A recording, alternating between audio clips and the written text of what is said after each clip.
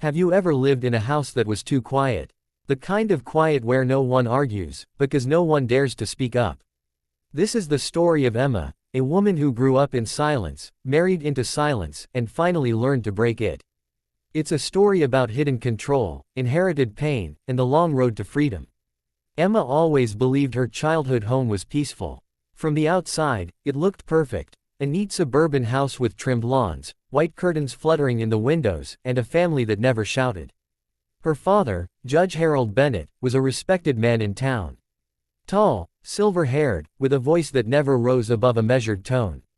He was the kind of man people admired, fair in court, strict but loving at home. But in that house, peace wasn't harmony.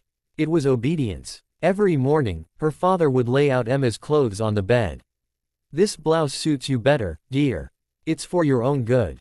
He chose her friends. "That girl from down the street is a bad influence. Stick with the daughters of my colleagues." He even picked her college major. Law, of course. "You'll thank me one day. I know what's best." Emma's mother, Clara, never argued. She would smile, that thin, practiced smile, and nod. "Your father is right, Emma. He always knows." If Emma asked why Mom never disagreed, Clara would whisper, "It's easier this way. Keeps the peace." Emma grew up thinking this was normal. Love meant someone stronger making decisions for you. Care meant not questioning. By the time Emma was 25, she had graduated law school, just as her father planned, and started working at a prestigious firm. That's where she met Richard. Richard was charming. A corporate lawyer with sharp suits, a quick smile, and eyes that seemed to see right through you. On their first date, he ordered for her at the restaurant. "The salmon is better here. Trust me." Emma felt safe. It reminded her of home. They married within a year. The wedding was beautiful, her father beaming with pride. "You've found a good man, Emma. Someone who'll take care of you." At first, marriage felt like an extension of childhood. Richard chose their house, a modern apartment in the city, sleek and minimalist. He picked her job. Corporate law pays better. Quit that nonprofit idea, it's not stable. He even decided what she ate. "No more late-night snacks, dear. I'm watching out for your health." His voice was always gentle. Never yelling. Just firm. "I know what's best for us." Slowly, the quiet returned. Heavier this time. Friends stopped calling. "Richard says they're not good for me," Emma would explain. Her laughter faded. At parties, Richard would correct her stories. "No, dear, that's not how it happened." With a smile, of course. Emma told herself it was love. He was protecting her. Just like Dad. But late at night, when Richard was asleep, Emma would stare at the ceiling and feel empty. Like the house was too quiet again. Years passed. Emma turned 35, then 40. Her mother grew older, frailer, still living in that suburban house with her father. Visits were rare. Richard preferred weekends alone. "Family drama isn't healthy," he'd say. One rainy afternoon, Emma's phone rang. It was her mother. The voice on the other end was shaky, unlike anything Emma had heard before.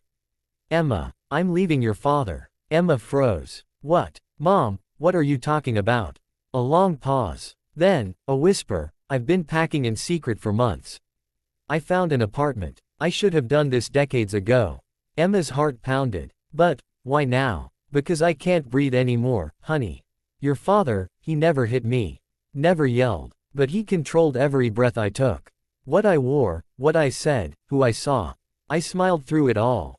And I taught you to do the same." Her mother's voice cracked. "I'm sorry, Emma. I see it now. In you." The call ended. Emma sat in her silent apartment, trembling. That night, at dinner, Richard looked over her shoulder as she sat at the table. "Sit properly, dear. Your posture is slouching again." His voice was gentle, calm, familiar. Something snapped inside Emma, like a glass shattering in slow motion. She looked at him, really looked, and saw her father. The same quiet control. The same, for your own good. That night, while Richard slept, Emma packed a single bag. Clothes, her old journals, a photo of her younger self laughing freely. She left a note on the kitchen counter, "I need to find my own good." She drove through the rain to her mother's new apartment, a small, cluttered place with mismatched furniture and open windows letting in the storm. They talked until dawn. Her mother pulled out a box from under the bed. Old diaries. Dozens of them. Read these, Clara said, tears in her eyes. Emma opened one. Pages filled with silent screams. Today he said no to visiting my sister again. I smiled and said okay. But inside, I'm dying. He chose my dress for the party. Told me my choice was frivolous. I hate this smile I wear. I pray Emma doesn't end up like me. Emma cried. For her mother. For the girl she had been. For the life she had accepted as love. I thought it was normal, Emma whispered. You and Dad, it felt safe. Clara hugged her. It wasn't safe. It was a cage. And I helped build it. They cried together. For the years lost. For the silence that had echoed through generations. Emma didn't go back to Richard. The divorce was quiet, he never fought it. Just said, you'll regret this. I was only helping you. But Emma didn't regret it. She moved into a small house of her own. Painted the walls bright colors.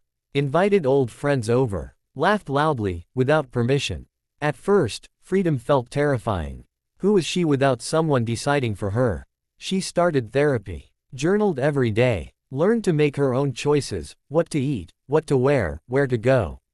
Small victories. Ordering dessert without guilt. Saying no to a date who spoke too firmly. Then, one evening, a woman from her therapy group shared her story, controlled by a gentle husband, just like Emma. Something ignited in Emma. She started a support group. Voices from the quiet, for women who grew up in silent cages.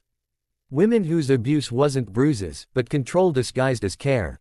The group grew. Women shared diaries, tears, triumphs. Emma listened. Guided gently. Never decided for them. One night, her mother joined. At 68, Clara spoke for the first time about leaving. The room listened in awe. You taught me silence, Emma told her later. But you also taught me how to break it, by finally speaking up. Clara smiled, a real one this time. Wide and free. Years passed. Emma's group helped hundreds. Some reconciled with family. Others built new lives. All found their voices. Richard. He remarried someone who appreciated his guidance. Emma wished her well, from afar. And Emma. She traveled alone. Laughed with strangers. Made mistakes and fixed them herself.